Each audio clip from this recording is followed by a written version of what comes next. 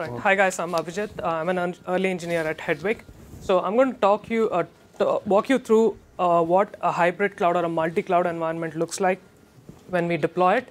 But before I get into the cluster itself, I want to talk a little bit about what hybrid cloud means. Right? Hybrid cloud can mean different things to different people. Right? The most two broadly used descriptions are, one is it can be a tiering layer. Right? So when you think of hybrid cloud or using cloud as your tiering layer, what you typically do is any data, which I'm going to call as cold data or archival data, you push it on to the tiering layer or to the cloud, right? Which can be in terms of S3 or Glacier, right? To save costs. Now, in that scenario, you are it's easy to build out a solution which uses cloud as a tiering layer, but the problem with this is when you want to do restores, it's going to take you significantly more time to first restore the data and then to do anything useful with it, right? And the second widely used description is using the cloud as a stretch cluster, right? So in this scenario, and this is what I'm going to showcase here, what you would typically do is the commodity servers that are actually running your storage will also run in the cloud as well as on-prem, right, to form one single cluster, right? When you build a hybrid cloud in this particular model, what is going to happen is the data that is residing on the cloud itself is active data. It's no longer archival data, which means there is no need for you to restore anything in case, let's say, your cloud goes down or a particular site goes down. All you need to do is move your apps to the cloud or to a site that is available, and the apps already have access to the data, right? So this is what we enable. And if you look at the cluster here, right? So this cluster is spanning 4 different sites. Now, what you see here is actually 3 different cloud instances of running Hedvig software completely inside Azure, right? And I'm going to log into the Azure console and show you guys what that looks like.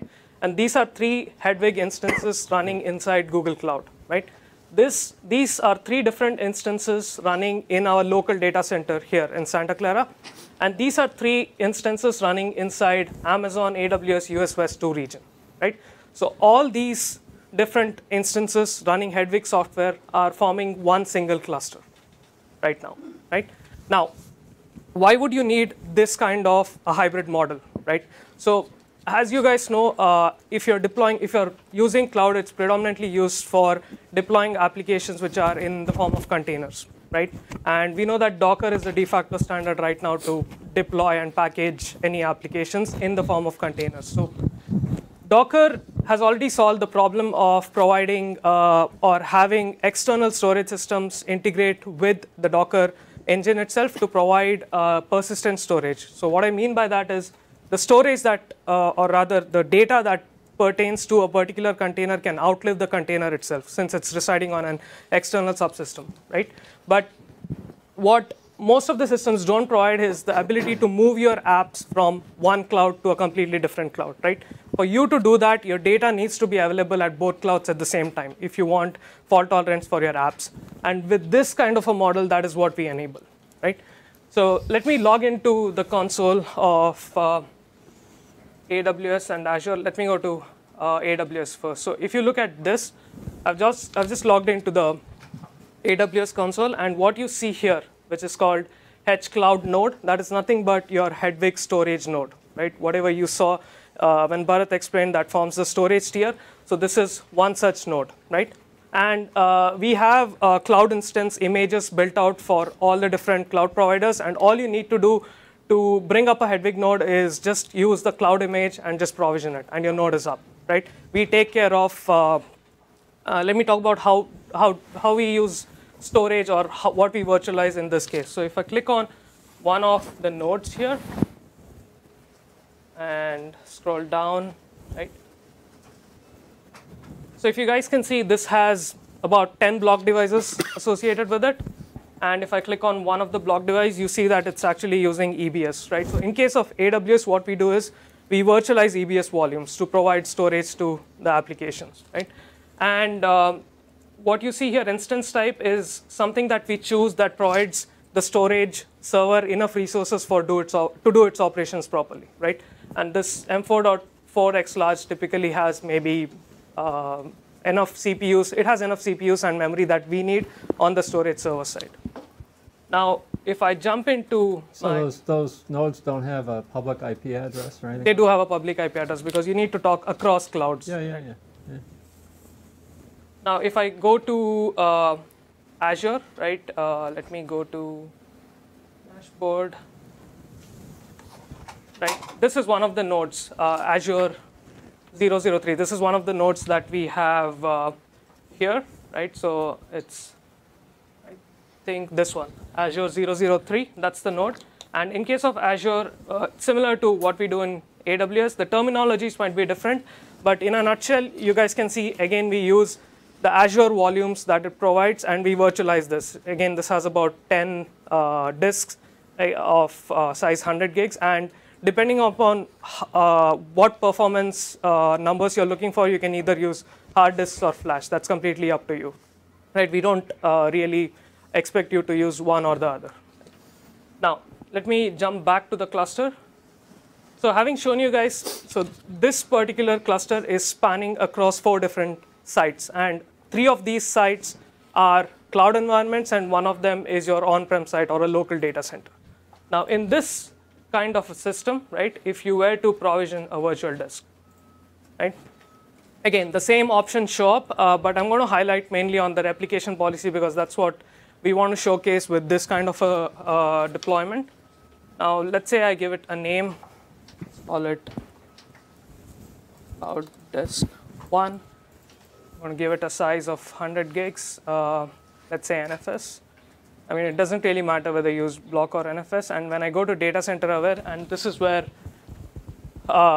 this is what we enable, right? Now, depending upon which application wants to use this virtual disk, you can pick and choose your data centers accordingly. Let's say you have an application that only runs within Azure and AWS, right? Then you just have to choose Azure and AWS, and we will ensure that any data that the application writes or stores on our system gets replicated across 3 nodes here and 3 nodes there. You have 6 nodes to actually store the data for that particular application, right?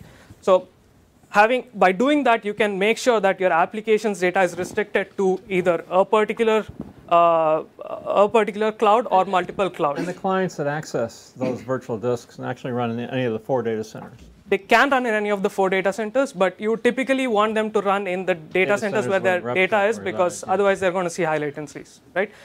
Typically, that's how our customers use it. They are only going to choose the replication policy based on where their apps are going to run. But as the metadata gets updated in any of those client locations, it's replicated to all the data centers all the time? Is that how?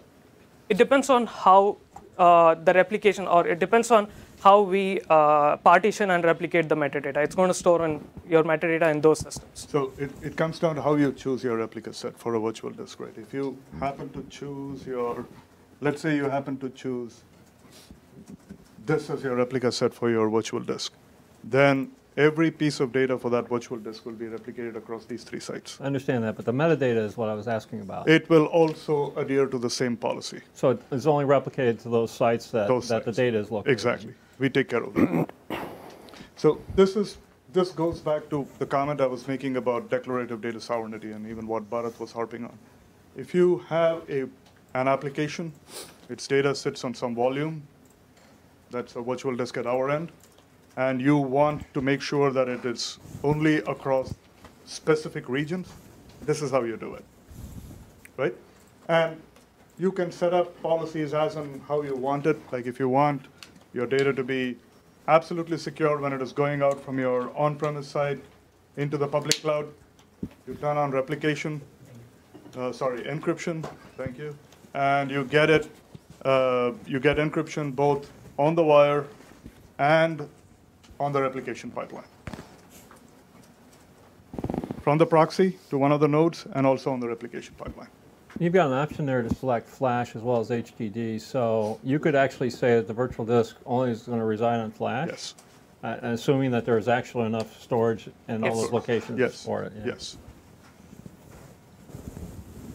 Because we have a whole slew of customers who actually have a heterogeneous collection of hardware where It's not an all-flash environment, so to speak. So they have a mixture of spinning media and flash, and for some high-performance workloads, they just spin that to flash, and you will get dedicated, consistent performance. So in the event that you are choosing to pin something to flash, can you overcommit that flash? What do you mean when you say that? So if I'm saying that I want 100 gigs and I want it to always live on flash, but I don't have 100 gigs of flash available, will you tell me that I don't have that flash available? I will only tell you whether I have flash or not because it's thinly provisioned. But if you're going to fill it up really fast, then you better make sure that you add enough capacity before that event kicks in. So is there another report or something screen that'll show you what your current flash utilization is, if that is there's no report that visually captures that. I mean, there is one. Can you show them the storage pool?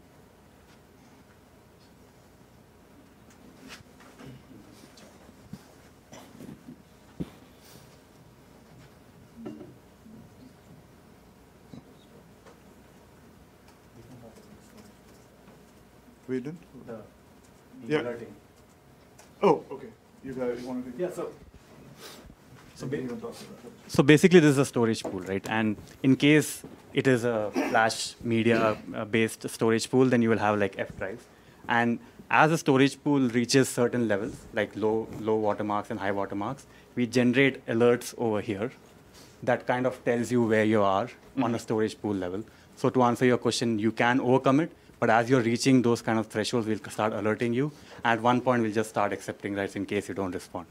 understandable? But I guess if you're not looking at this first and you're just going to the virtual disk provisioning section. So well, the alerting mechanism can plug into stuff like SNMP alerts, and so you will be alerted one way or the other that you are kind of starting to fill up stuff that you probably should not or should probably respond to, right? Mm-hmm. And we talked about how it scale out, and also you can just drop a rack of pre-installed Hedvig software and just automatically bootstrap the entire cluster with the new nodes. Understandable. It's just one of those things that when you have people that are going to provision, they'll want to know, can I satisfy this at time of provisioning, not, oh no, we over-provisioned and now we need more flash, or now we need to figure out what we can actually pull out of flash and have somewhere else now. That's a good point. But today, that's what we do. And at some point, alerts are only as useful as someone is paying attention to them. Right? We can track them at our end too. There's a subsystem that we wanted to show you, but we obviously will not have the time to show you, where we host something on the cloud and we get a single pane of glass to look at clusters deployed worldwide.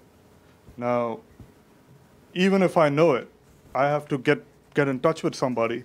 Again, it comes down to how much attention you're going to pay to the email or the calls that we make. Mm-hmm. So at some point, it's going to fall apart.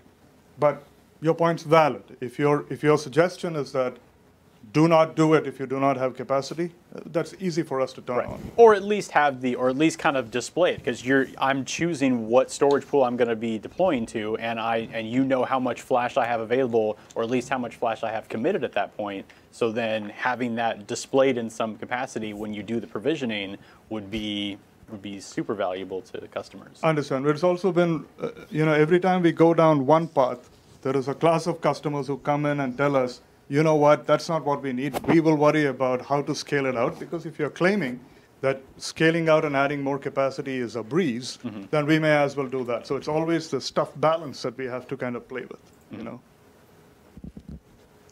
So as data is written in this multi-cloud cluster environment, the write activity is acknowledged after, if I'm replicating it three ways, it's acknowledged after the second write? Yes, it's still the quorum-based writes. Yeah, so you're still, so I mean the challenge with having this sort of cluster is that the write performance is going to be pretty difficult to support, right?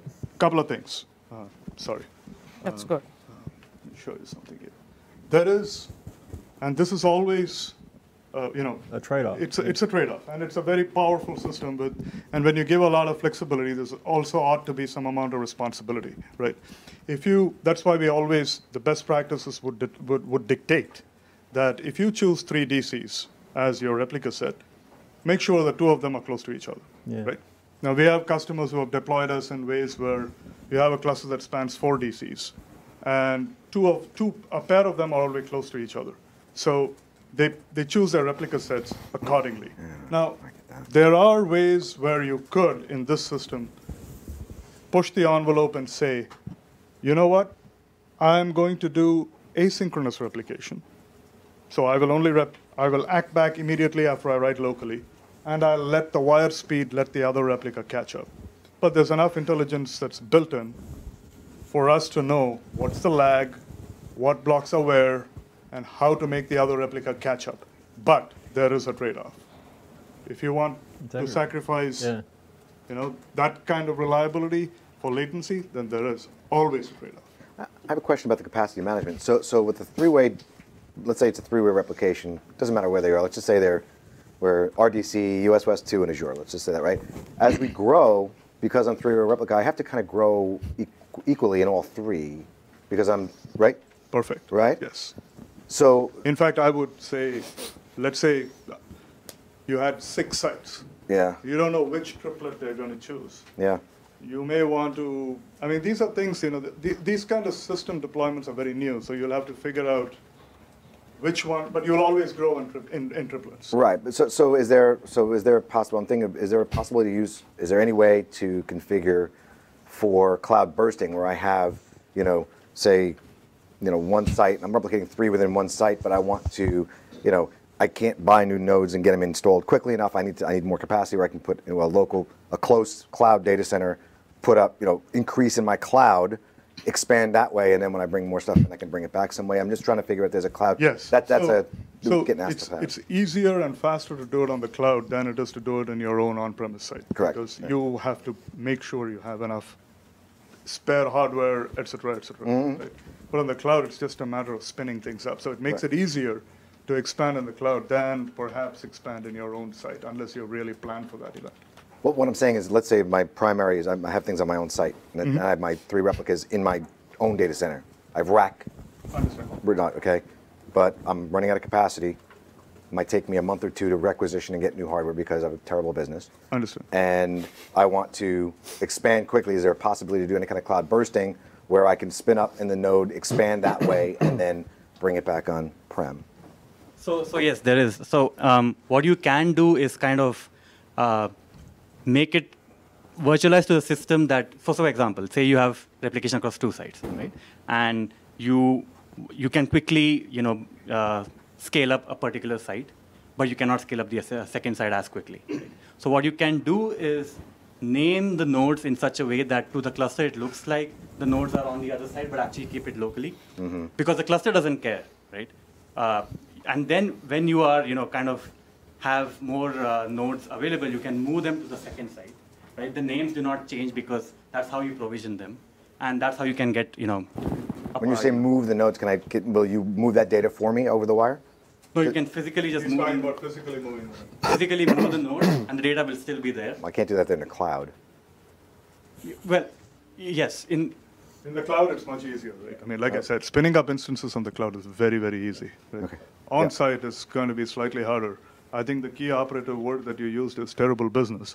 But, I mean, some amount of capacity planning ought to be done. Okay. And the other thing you could do is, and we're going to talk some about it in a little bit, which is all these virtual disks. Let's say you want to make sure that now going forward, I want my virtual disk replica set to change. I want it to be more on the cloud because I want to be able to burst faster. You can snapshot a virtual disk and clone it, and it will backfill it on demand, and it will know how to get to your data in the event of reads, and all writes will go to the newer cloned virtual disk, and its replica set could be completely different. It could be completely hosted on the cloud for this whole bursting purpose. So there's a number of ways in which you can achieve that in here. Would it be perfect all the time in the event of having, over-provisioning or under-provisioning issues? I'm not so sure. But there are many tricks you could use to alleviate issues for yourself. Okay, thank you. Have you thought of or planning to use Hedvig stretch clusters across multiple clouds as a way of data migration or VM migration across clouds? That's not a problem for us, but I think it's going to be a problem at the VM end. And let me explain what I mean.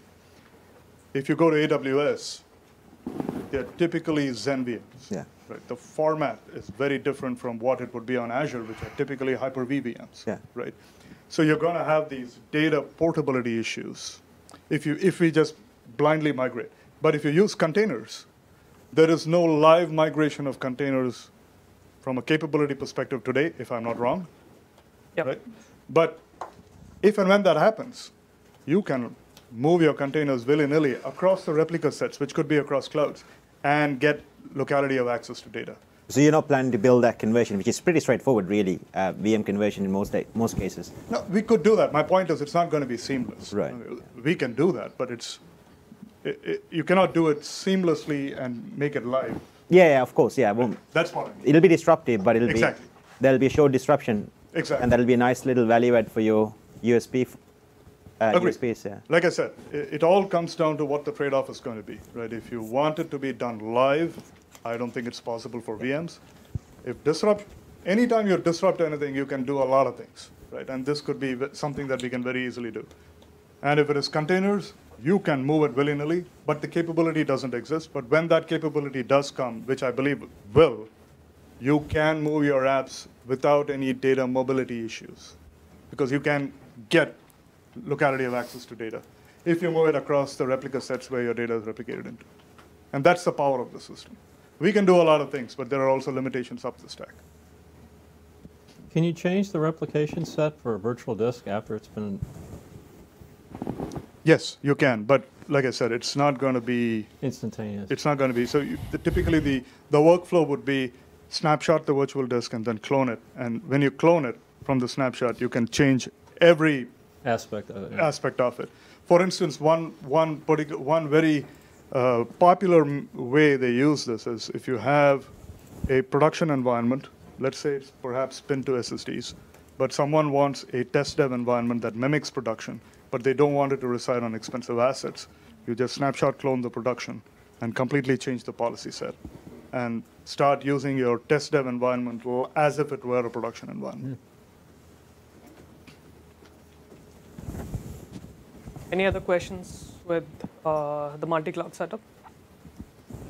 So since I spoke about containers, I'm going to now let Suhani walk you guys through a demo of how we integrate with Docker and how we can run apps on this cloud environment using either Mesos or Kubernetes.